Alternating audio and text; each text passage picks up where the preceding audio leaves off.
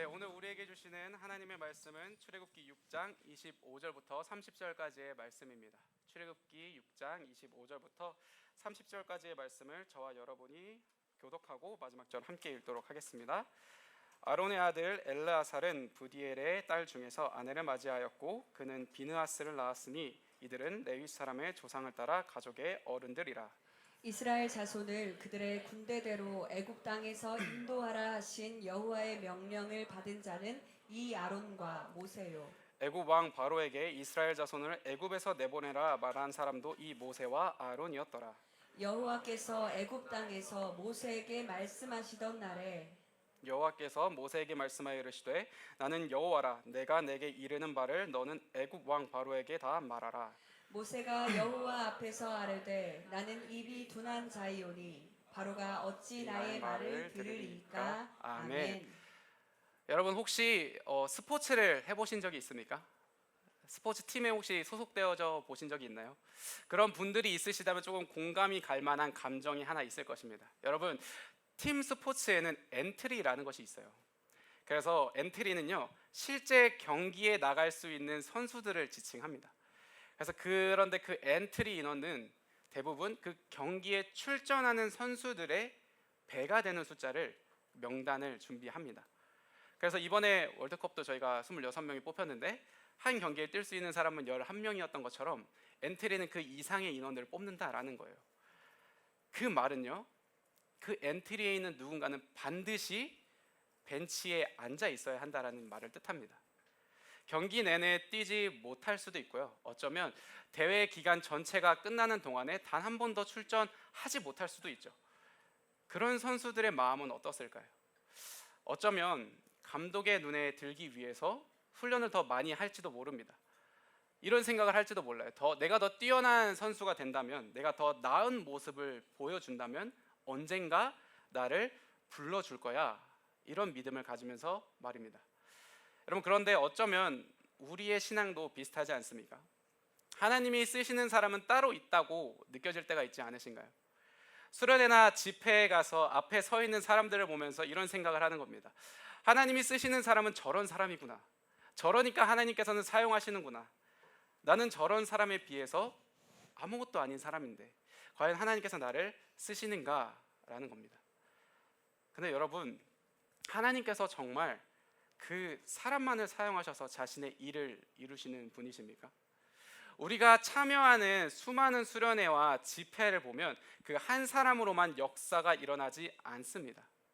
그 일에 참여된 여러 사람들이 존재했기 때문에 그 수련회와 그 우리가 참여하는 집회들이 역사함이 있는 거예요. 그런데 우리는 그 한 사람만 바라보고 있을 때가 너무나도 많다는 것입니다.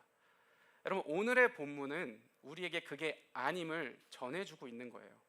모세의 이야기가 쭉 진행되어지고 있는 이 출애굽기 속에서 오늘 갑자기 너무 뜬금없는 족보가 등장합니다. 그런데 그 족보는요, 모든 지파를 나열하는 것이 아니라 특정 한 사람을 향해서 이어지는 계보로 등장해요. 근데 그 인물은 모세가 아니라 아론이라는 거예요. 우리는 출애굽기를 따라서 읽으면서 모세를 집중해서 바라봤습니다. 그런데 오늘 하나님께서는 우리의 시선을 아론에게로 돌리신다라는 겁니다. 왜 하나님은 지금 이 자리에서 우리에게 아론을 꺼내 보여주시는 걸까요? 오늘의 말씀을 통해서 아론을 통해 전달해 주시는 하나님의 음성을 우리가 들을 수 있기를 소망합니다. 첫 번째로 하나님께서 우리에게 말씀해 주시는 것은 이거예요. 평범함도 하나님 앞에서는 특별하다라는 것입니다.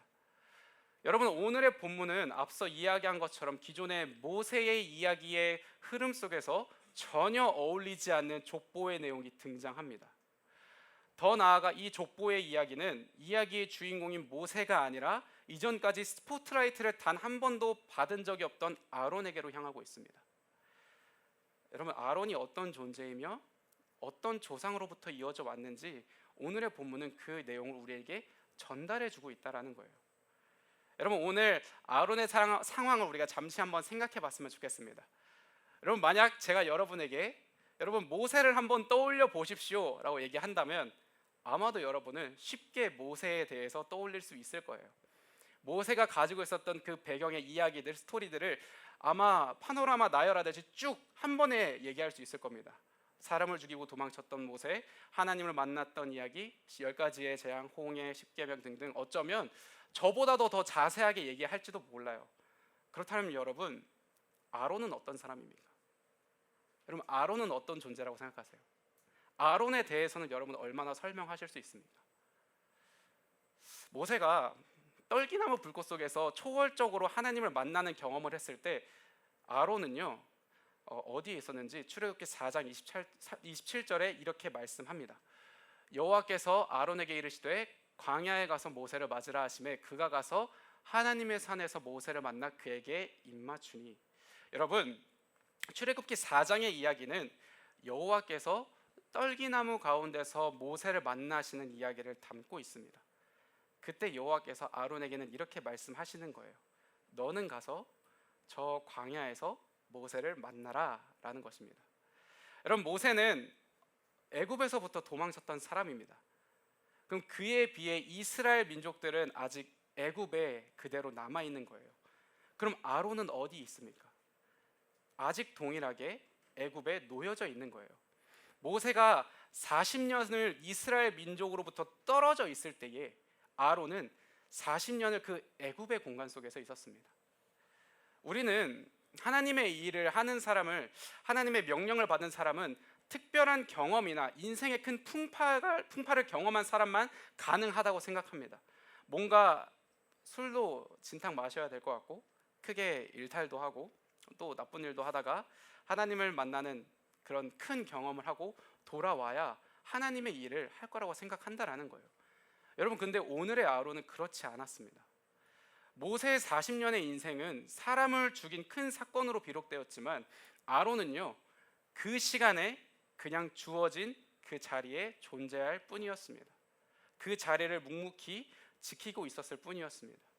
평범하고 익숙한 자리였고 어제와 오늘이 같았고 내일조차 크게 다르지 않을 것 같은 그 평범함의 자리입니다.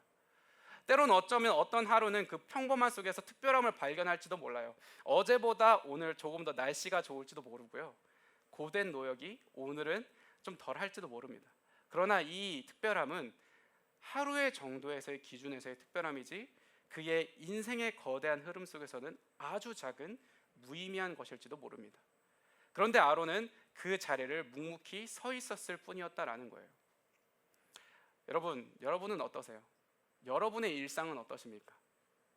제가 청년들을 신방할 때마다 그 한 주간 어땠는지를 꼭 물어봅니다. 그럼 대부분의 청년들은 뭐라고 대답하는지 아세요?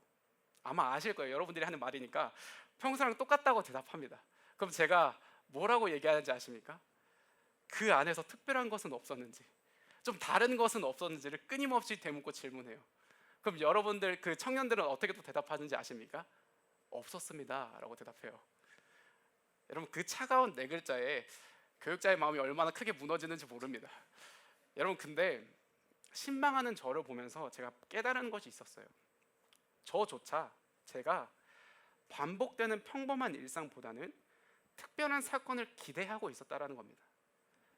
여러분, 인생을 살아가면서 우리가 특별함을 만나는 시간이 과연 얼마나 될까요? 운동선수들이 경기를 뛰는 시간이 더 많을까요? 아니면 경기를 뛰지 않고 평범한 일상을 보내는 시간이 더 많을까요? 아무리 경기가 길어져도 하루를 넘기지는 않을 것입니다. 우리도 마찬가지입니다. 오늘 아론도 마찬가지인 거예요. 여러분, 그런데 오늘 아론은 그 평범함의 자리를 무의미하게 멍하니 보내지 않았다라는 겁니다. 아까 읽은 27절의 말씀을 보면 평범함에 대한 아론의 태도를 엿볼 수 있습니다. 이렇게 얘기합니다. 여호와께서 아론에게 이르시되 광야에 가서 모세를 맞으라. 이 한 번의 명령에 아론은 바로 그 말에 순종하며 나아갑니다. 여러분, 아론은 평범함의 자리를 무의미하게 보냈던 사람이 아니었어요. 하나님의 음성에 귀를 기울이는 자였고 그 음성에 믿음으로 순종할 수 있는 사람이었고 여호와께 확신을 두던 자였다라는 겁니다. 광야 한가운데서 모세를 맞이하라는 이 말이 그냥 문자적으로 봤을 때는 그냥 그런가 보다 싶지만 여러분, 실제로 그 상황 가운데 처해져 있어서 여호와께서 여러분들에게 저 사막에 가서 한 사람을 만나라 라고 명령하신다면 여러분들은 과연 그 음성에 순종할 수 있겠냐라는 겁니다. 사막은 어떤 곳입니까? 이정표도 없고요, 전화도 없습니다. 근데 아론은 그 길을 걸어갔다라는 거예요. 누군가는 이렇게 얘기할 수도 있습니다. 아론은 제사장이지 않습니까? 여러분, 아직 애굽의 당시에 있었을 때에는요, 제사장직의 제도가 완성되어 있지 않은 때입니다. 이스라엘 백성이 애굽에서 나가려고 하는 첫 번째 목적이 무엇입니까? 우리 여호와 하나님께 제사하기 위해서다라고 얘기합니다. 그럼 그 이전에 이스라엘 백성들과 아론의 삶은 무엇이겠습니까? 우리가 여태껏 보았는데 출애굽기 1장 13절과 14절에 이렇게 기록되어져 있어요. 흙 이기기와 벽돌 굽기와 농사의 각종 일이라고 얘기합니다. 애굽이 이것을 시켰다고 얘기해요. 이런 상황 속에서 아론은 하나님의 음성을 들을 수 있는 사람이었다라는 겁니다. 그 터무니없는 한 줄의 명령을 아론은 순종하는 사람이었다라는 거예요. 아론은 평범한 일상 속에서 하나님께 마음 두기를, 하나님을 떠올리기를 멈추지 않았을 것이다 라는 겁니다. 여러분, 우리의 삶은 특별하지 않습니다. 우리에게 주어진 삶은 평범해요. 이런 삶 속에서 여러분은 어떤 하루를 보내고 계십니까? 여러분의 평범함 속에 하나님은 어디에 계십니까? 여러분, 우리의 삶은 언제나 특별한 사건들로 채워지진 않습니다. 그러나 그 평범함 안에 하나님께서 함께 하실 때 그 평범함은 특별함이 되는 것입니다. 평범함 속에서 하나님과 동행하는 저와 여러분이 될 수 있기를 소망합니다. 두 번째로 하나님께서 우리에게 말씀하여 주시는 것은요, 부르심은 자격이 아니라 택하심이라는 거예요. 여러분, 성경에 오늘 읽었던 족보를 말고 성경에는 비슷한 족보들이 대략적으로만 계수해도 20개의 이야기가 등장을 합니다. 성경에 등장하는 족보의 의미는요, 대부분 어떤 대상이나 민족의 정당성 또는 어떤 존재를 설명하기 위해 많이 사용돼요. 요즘은 많이 사용하고 있지는 않지만 한국에도 옛날엔 족보라는 게 있었어요. 여러분, 그 족보를 통해서 우리가 무엇을 확인했어요? 어디 출신이냐라는 거예요. 그 뿌리가 어디냐라는 거죠. 어떤 존재냐라는 겁니다. 근데 오늘 본문에 아론의 족보가 나온 이유도 이와 같다라는 거예요. 왜인지는 모르겠지만 성경을 읽는 우리로 하여금 아론의 출신이나 뿌리를 알아야 하는 이유가 있다라는 것입니다. 우리가 오늘 함께 보지는 않았지만 오늘 족보 속에 특이한 점이 하나 있습니다. 족보가 이스라엘 12명의 아들들, 그 중에 첫 번째 아들로부터 시작되어져서 12명을 나열할 것 같지만 어디서 그 족보가 멈추냐면요, 세 번째 레위에서 끊깁니다. 그리고 레위의 족보는 레위의 족보가 그 이후에 쭉 이어져 가는 거예요. 이 족보의 이야기의 중심이 레위라는 것을 우리는 알 수 있는 거죠. 그리고 그 레위의 족보의 끝은 어디로 가냐면 아론에게로 향합니다. 그리고 그 아론에게로 향하고 그의 아들까지로 이어집니다. 그래서 성경은 이것을 읽는 이들로 하여금 아론의 뿌리가 레위라는 것을 우리에게 가르쳐주고 있는 것입니다. 여러분, 레위는 어떤 사람들입니까? 장차 이스라엘 백성들의 제사를 책임지게 될 사람들이에요. 다른 지파들과는 다르게 제사와 예배, 그것을 위해서 특별히 구별된 자들이었습니다. 그러면 성경은 왜 아론이 레위 사람인 것을 명시해 주는 걸까요? 여러분, 모세와 아론의 위치를 한번 생각해 봅시다. 지금 모세와 아론은요, 이스라엘 사람들 앞에 누구의 대언자로 서 있냐면 여호와의 대언자로 서 있습니다. 여호와의 명령을 따라서 그들이 앞에 서 있는 거예요. 대언자인 이들에게 필요한 것은 그럼 뭐냐면 정당성입니다. 이들이 하나님의 말씀을 대언할 자격이 있다라는 것을 이들에게 보여줘야 한다라는 거예요. 모세는 우리가 성경의 이야기를 통해서 어느 정도의 정당성을 설명할 수 있습니다. 근데 아론은 어떠냐라는 겁니다. 여러분, 근데 아론에게는 그 정당성이 처음에 등장하지 않는다라는 거예요. 근데 오늘은 이 아론에게 족보라는 것을 설명하면서 그 정당성을 부여합니다. 여러분, 출애굽하고 당시 이스라엘에서 여호와 앞에 나갈 수 있는 사람은 딱 두 부류의 사람이었습니다. 지도자와 제사장으로 구별될 레위 지파뿐이었습니다. 그 중에 지도자는 모세였고요, 아론은 그 장차 그 제사장의 자리를 감당한 레위 지파의 사람이었다라는 거예요. 이 제사장의 자리는 모든 지파에게 주어진 것이 아니라 레위 사람에게만, 특별히 그 중에서도 선택받은 사람들에게만 주어진 자리입니다. 즉 성경은요, 아론이 이들을 이끌 만한 정당성이 충분하다라는 것을 우리에게 가르쳐 알게 하고 있다라는 거예요. 그러면 이제 여기서 우리는 의문점이 생기는 거예요. 이걸 보면 결국 부르심이라는 것은, 결국 하나님의 부르심이라는 것은 자격이지 않습니까? 라는 거예요. 제가 이 장황한 족보에 대한 얘기를 쭉 했던 이유는요, 이 얘기를 설명하기 위함입니다. 여러분, 레위 출신이 좋은 집의 뿌리니까, 레위 출신의 집안이니까 아론이 과연 그 부르심의 선택을 받은 것일까요? 여러분, 성경은 이 레위인들의 자격에 대해서, 부르심에 대해서 이렇게 설명합니다. 그들이 특별하기 때문에 부르심을 받은 것이 아니다라고 얘기합니다. 민수기 3장에 레위인을 부르신 내용을 보면 그들이 어떤 행동을 했기 때문이 아니라 하나님의 택하심에 근거하고 있다고 말합니다. 우리 민수기 3장 13절을 함께 읽으면 나아갔으면 좋겠습니다. 보라, 내가 이스라엘 자손 중에서 레위인을 택하여 태를 열어 태어난 모든 마지를 대신하게 하였은즉 레위인은 내 것이라. 원래 하나님 앞에 드려야 할 존재는 이스라엘 12지파의 모든 지파들의 첫째였습니다. 그런데 하나님은 그 수많은 장자들 대신에 레위 지파 하나를 통째로 취하셨어요. 레위인이 뭔가 잘해서가 아니라 성경은 오늘 그냥 하나님이 그렇게 정하셨기 때문이다 라고 우리에게 가르쳐 줍니다. 여러분, 더 나아가서 레위는요, 야곱의 첫째 아들도 아니었어요. 세 번째였죠. 순서로 보기에는 어떠한 자격도 없는 지파였다라는 겁니다. 심지어 창세기 49장에 야곱은 레위를 축복하기는커녕 그 자신의 아들들을 향해서 기도할 때 이렇게 얘기하는 거예요. 그 노여움이 혹독하니 저주를 받을 것이다. 세겜 사건에서 보인 그 폭력성 때문에 레위는요, 오히려 저주에 가까운 말을 들었던 지파였다라는 겁니다. 자격이 없는 자였어요. 순서에도 밀렸던 자였고 과거에는 폭력적인 기질로 저주를 받을 뻔했던 자였다라는 겁니다. 그런데 하나님은 바로 그 지파를 취하셔서 자기의 것으로 삼으셨다는 거예요.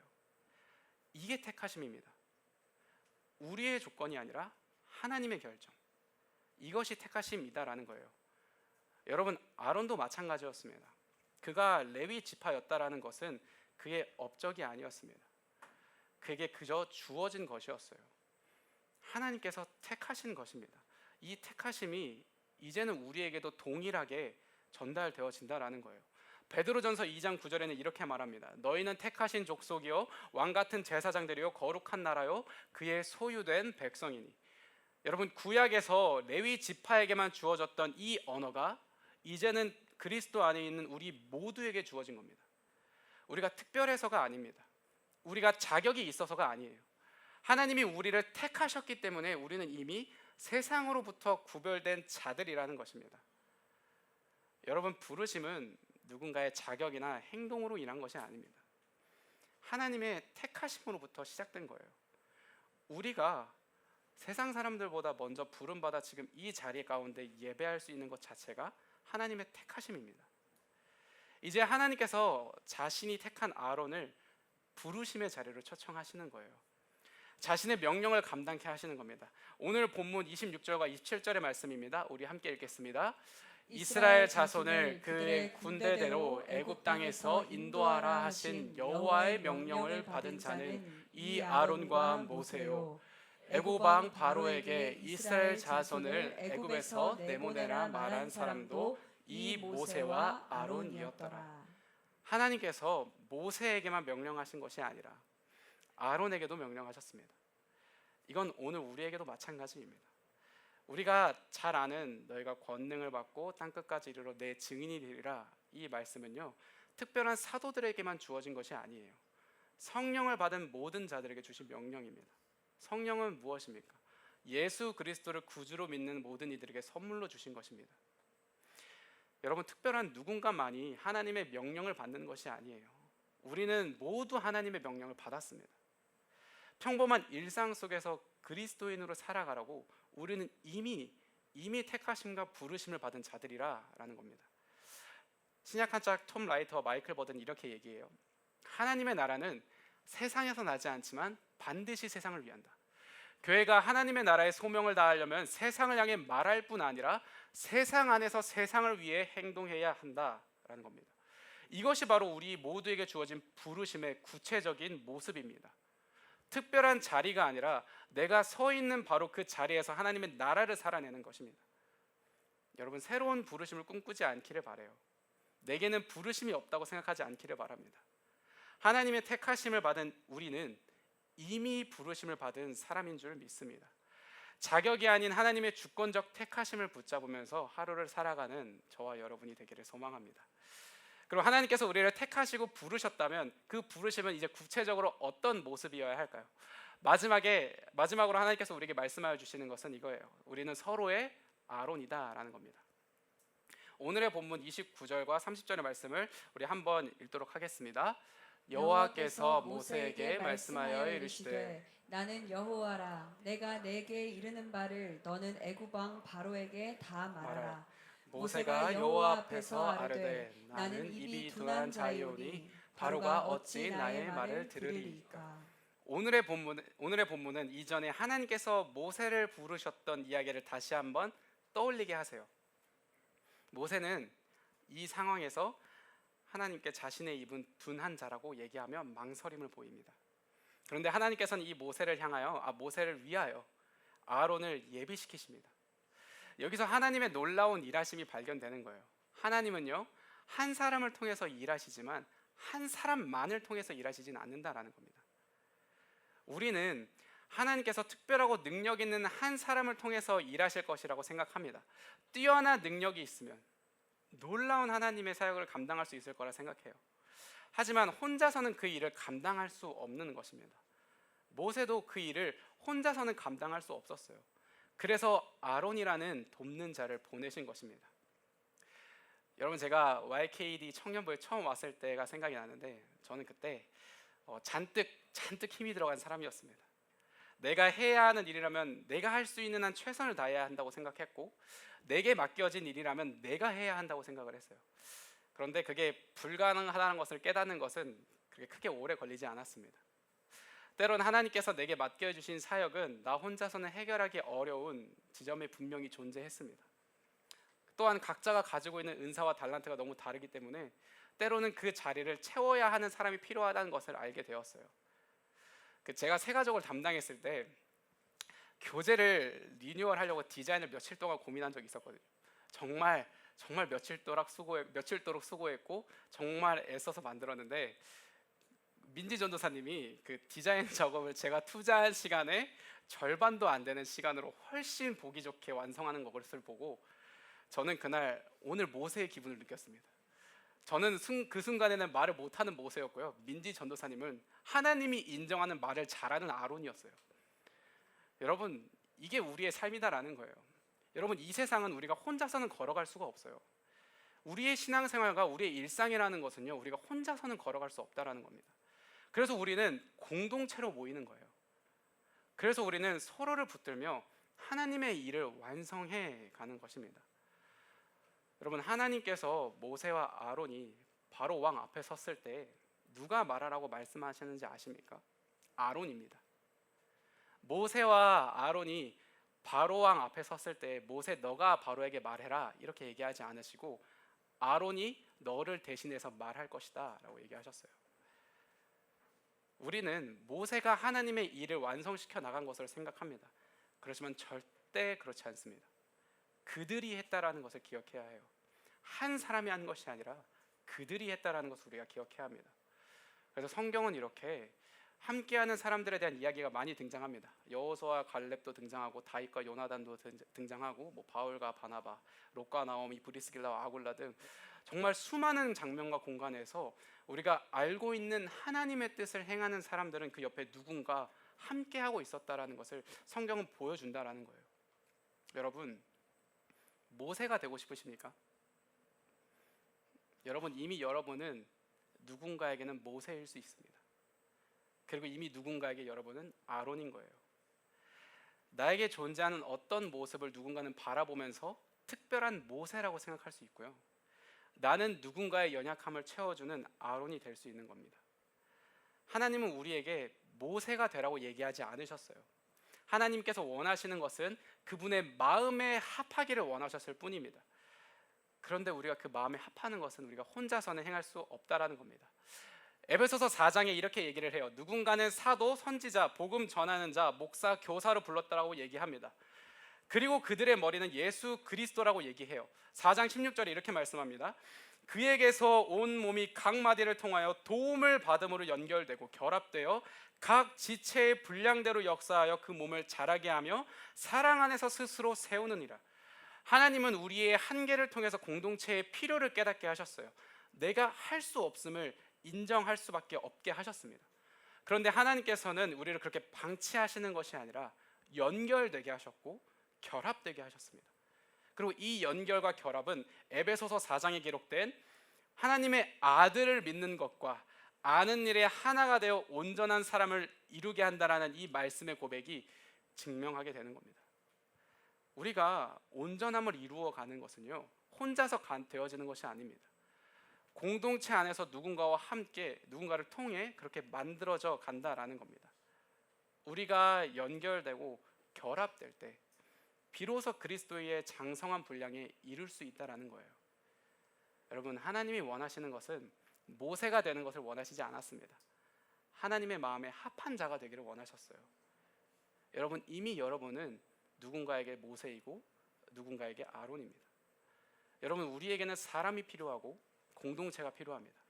그러니 여러분, 여러분의 셀을 사랑할 수 있기를 바라요. 그리고 여러분의 교회를 사랑할 수 있기를 바라고, 더 나아가서 가족을 사랑할 수 있기를 바라고, 내게 주어진 친구와 학교, 회사, 내게 허락하신 모든 관계 맺는 사람들을 사랑할 수 있기를 바랍니다. 네, 말씀을 맺겠습니다.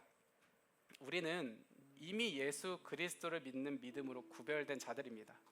그런데 우리는 이미 선택받았음에도 그 안에서 특별한 누군가를 쫓거나 은사를 찾습니다. 오늘 아론을 통해서 하나님이 우리에게 말씀하여 주시는 것은 이미 우리는 하나님이 사용하시는 자들이라는 것입니다. 그렇기에 우리는 특별함을 쫓는 것이 아니라 우리의 평범함에 집중해야 합니다. 내게 주어진 가장 많은 시간을 지켜내야 하는 거예요. 우리는 이 평범함을 지켜내는 것으로 충분합니다. 더 나아가 하나님께서는 우리에게 모세가 되라고 명령하지 않으셨습니다. 자신의 마음에 합한 자가 되기를 바라셨습니다. 우리가 할 것은 공동체를 사랑하며 서로를 위해 기도하고 애쓰는 것입니다. 이미 우리는 누군가의 모세이고 누군가의 아론입니다. 하나님은 주전 선수와 후보 선수 사이의 경계를 지우셨어요. 세상은 선발과 후보를 나누지만 하나님은 그 모두를 사용하십니다. 그렇기에 하나님의 택함 받은 우리가 일상을 지켜내며 이웃을 사랑하는 저와 여러분이 되기를 소망합니다. 오늘의 말씀을 기억해서 우리 함께 찬양하며 나아가기를 원합니다. 하나님이 원하시는 것은 우리의 삶 속에서 주님을 누리며 살아가는 것입니다. 우리를 지으신 대로, 나를 부르신 대로 그 자리에서 주님과 함께 걷는 삶을 하나님은 바라십니다. 이 주님의 마음을 떠올리면서 우리 믿음으로 이 찬양 함께 고백하며 나아가길 원합니다. 영원한 사귐에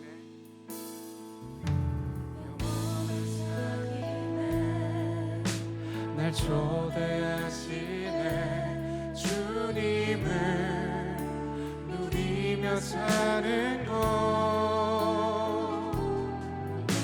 날 지으신 대로, 날 부르신 대로 주님과 함께 걷는 삶. 영원한 사귐에 우리를 초대하십니다.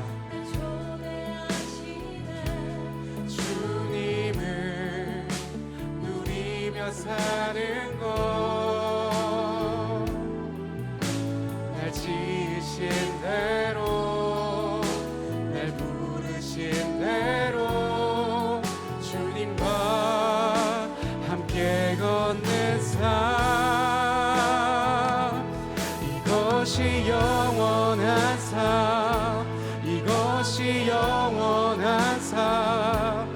참 하나님과 그 아들 아는 삶. 이것이 영원한 삶, 이것이 영원한 삶. 내가 주 안에, 주는 내 안에 늘 거하는 삶. 우리 찬양의 가사를 다시 한 번 더 믿음으로 고백하며 우리 주님께 예배하며 나아가길 원합니다. 영원한 사귐에 영원한 사귐에 날 초대하시네. 주님을 누리며 사는 것, 날 지으신 대로, 날 부르신 대로 주님과 함께. 우리 한 번 더 고백하며 나아가기를 원합니다. 영원한 사귐에, 영원한 사귐에 날 초대하시네. 주님을 누리며 사는 것, 나를 부르신 대로, 날 부르신 대로, 날 부르신 대로 주님과 함께 걷는 삶, 이것이 영원한 삶, 이것이 영원한 삶. 참 하나님과 그 아들 아는 삶, 이것이 영원한 삶, 이것이 영원한 삶. 내가 주 안에, 주는 내 안에, 이것이 영원한 삶, 이것이 영원한 삶. 참 하나님과 그 아들 아는 삶, 이것이 영원한 삶, 이것이 영원한 삶. 내가 주 안에. 우리 한 번 더 고백하며 나아가기를 원합니다. 이것이 영원한 삶, 이것이 영원한 하나님과 아들을 아는 그 삶입니다. 그 아들 아는 삶, 이것이 영원한 삶, 이것이 영원한 삶. 내가 주 안에, 주는 내 안에, 너 아는 삶. 여러분, 오늘 말씀을 붙잡고 우리 함께 기도하며 나아가기를 원합니다. 여러분, 우리가 일상을 지키기 위해서 우리에게 필요한 것은 더 큰 애씀과 노력이 아니라 무너짐과 기도입니다. 더 내가 힘을 줘서 그 자리를 감당하는 그 의지가 아니라 무너짐과 기도입니다. 여러분, 내가 할 수 없음을 인정하고 하나님께 도움을 구하는 것이 필요합니다. 우리는 너무나도 연약해서 우리의 하루의 인생을, 그 일상을 우리는 지켜낼 수가 없는 존재들입니다. 우리가 이것을 먼저 인정하는 것이 필요합니다. 하나님의 도우심을 구하는 것이 필요합니다. 오늘 이 시간 우리가 그것을 먼저 기도하며 나아가기를 원합니다. 하나님, 저는 할 수 없습니다. 하나님께서 주신 그 일상을 지켜내기에 나의 마음을 지켜내는 것을 저는 할 수가 없습니다. 그러니 하나님 부디 도와주시옵소서. 내 마음을 지켜낼 수 있는 용기를 더하여 주시옵소서. 하나님을 더 사랑할 수 있는 마음을 부어주시옵소서. 이 하루에 주님을 놓치지 않을 수 있게 나를 붙잡아 달라고 이 마음을 주님께 올려드리며 기도하며 나가기를 원합니다. 기도하시겠습니다. 사랑이 많으신 아버지 하나님, 주님, 저는 이 하루의 일상을 주님 지켜낼 수 없습니다. 아버지 하나님, 나는 이 하루를 주님 앞에 온전히 드릴 수가 없습니다. 아버지, 나는 매 순간 너무나도 쉽게 무너지는 존재입니다. 매 순간 너무나도 쉽게 하나님을 배반하는 자들입니다. 아버지 하나님, 그 죄악된 연약한 나의 모습들이 제가 하나님 앞으로 온전히 나아갈 수 없음을 고백하며 나아갑니다. 그런 주님 앞에 간절히 소망하는 것은 주님, 나를 도와주시옵소서. 아버지 하나님, 나를 도와주시옵소서. 아버지 하나님, 죄들 싸움으로부터 아버지 내가 이겨낼 수 있도록 아버지 친히 도와주시옵소서. 세상은 우리를 유혹하는 것이 너무나도 많습니다. 아버지 하나님, 나의 마음을 유혹하는 것들이 너무나도 많습니다.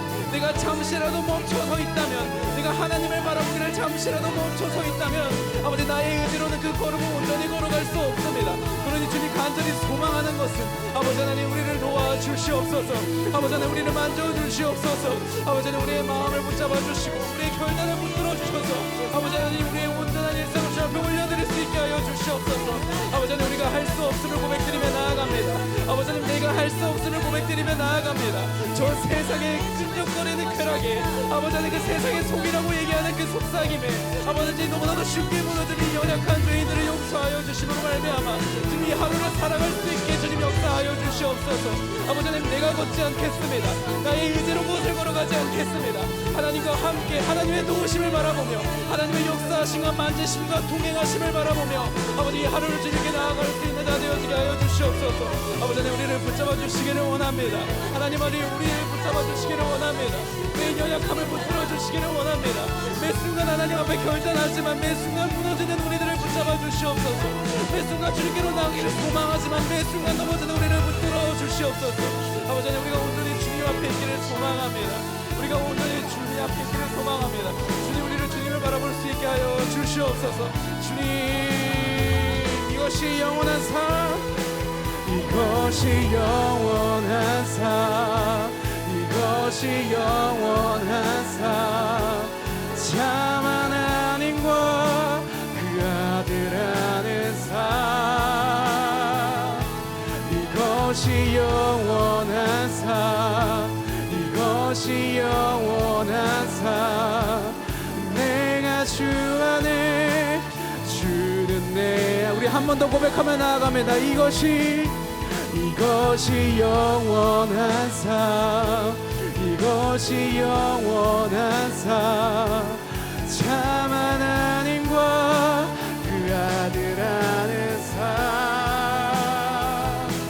이것이 영원한 삶, 이것이 영원한 삶, 내가 주 안에 주는 내 안에 늘 거하는 삶. 우리 시간 마지막으로 한 번 더 기도하며 나아가기를 원합니다. 하나님께서 사람을 사람 사이에 두셨습니다. 그것은 우리에게 사람이 필요하기 때문입니다. 하나님께서는 신앙과 인생의 여정을 혼자 걷게 하시지 않으셨습니다. 그러니 우리 이렇게 기도하며 나아가기를 좋겠습니다. 하나님, 내가 하나님을 사랑한 것 같이, 내가 하나님을 사랑한 것 같이 내 이웃을 사랑할 수 있게 하여 주시옵소서. 내 마음에 온유함을 주셔서 나의 눈이 그 사람의 부족함과 잘못만 바라보는 것이 아니라 그 부족함을 채울 수 있게 하여 주시고 그 잘못을 사랑의 눈으로 바라볼 수 있는 예수 그리스도의 마음을 제게 부어 주시옵소서. 예수님을 통하여 하나님께서 나를 용서하신 것 같이 내 안에 계신 예수 그리스도를 통하여 누군가를 용서할 수 있는 사랑하는 자가 되게 해달라고 이 마음을 주님 앞에 올려드리며 우리 시간 다시 한 번 더 기도하며 나가겠습니다. 기도하시겠습니다. 사랑이 많으신 아버지 하나님, 하나님께서 사람을 사람 사이에 두셨습니다. 하나님께서 아담에게 하와를 붙이셨던 것처럼 우리에게 사람을 붙여주셨습니다. 하나님 아버지, 이 모든 것들은 우리에게 사람이 필요하기 때문임을 고백합니다.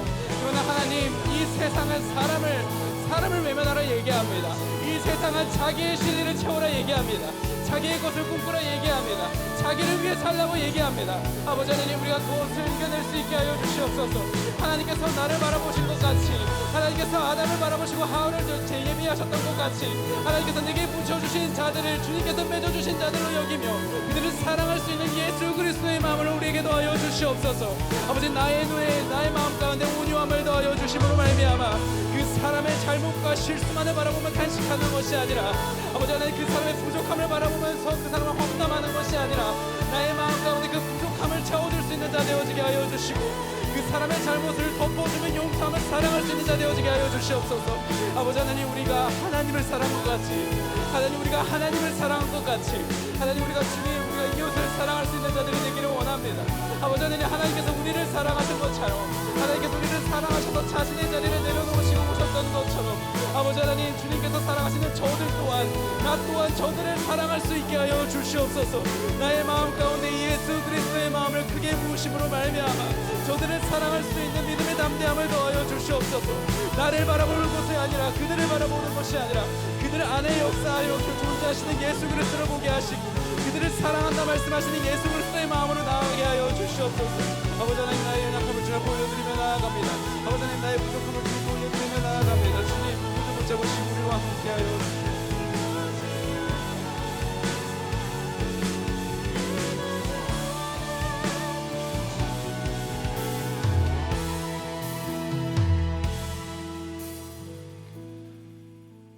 주님, 매일 반복되는 우리의 평범한 그 일상들, 독서실을 가고 아르바이트를 가고 또 매일 아침마다 출근을 하고 똑같은 업무를 하고 똑같은 사람들을 만나고 그곳에서 내가 언제까지 이렇게 살아야 하나 지루하고 반복되는 그 평범한 일상 가운데서 어쩌면 우리는 일탈을 꿈꾸고 특별함을 꿈꾸고 새로움을 바라봤다면 하나님 오늘 말씀 통해서 네가 지루해하고 네가 그렇게 반복적으로 살아가는 그 현장 한복판에 내가 있다. 내가 너와 함께한다. 말씀하시니 감사를 드립니다. 그곳이 주님이 우리를 택하여 부르신 곳, 주님이 우리를 택하여 보내신 곳, 그곳에서 만나는 사람들이 주님이 우리를 모세로 또 아론으로 붙여진 사람들이 있는 곳. 하나님, 그 평범함의 자리, 그곳에서 날마다 주님과의 영원한 사귐 안에 주님의 그 부르심, 주님의 그 택하심을 날마다 누리면서 하나님과 동행하는 우리 인생 되게 하여 주옵소서. 특별함을 꿈꾸고 새로움을 꿈꾸는 것보다도 작고 보잘것없는 그 평범함의 자리에서 우리의 일거수일투족 함께 하시면서 우리에게 때론 소망으로, 기쁨으로, 작은 행복들로 함께 하시는 그 섬세한 주님의 손길을 날마다 누리는 우리의 인생 되게 하여 주옵소서. 이제 또 우리의 일상으로 나아갑니다. 그곳이 주님이 우리를 택하여 보내신 곳, 그곳이 주님이 우리를 돕는 배필로 붙여주신 사람들이 있는 곳인 줄로 믿습니다. 의미 없게 그 시간들 보내지 않고 우리의 일상들을 주님과 날마다 동행함으로 하나님 안에서의 그 의미와 기쁨과 소망과 감격을 누리면서 하루하루 힘겹더라도 주님 붙잡고 승리하는 우리 청년들 한 사람 한 사람 되게 하여 주옵소서. 그 주님의 은혜에 감사해서 귀한 예물 주님께 드립니다. 이 예물과 함께 우리의 모든 삶도 주님의 것입니다라는 고백으로 주님께 드리오니 우리의 모든 예물과 삶이 하나님 나라 위하여 선하게 사용되게 하여 주옵소서.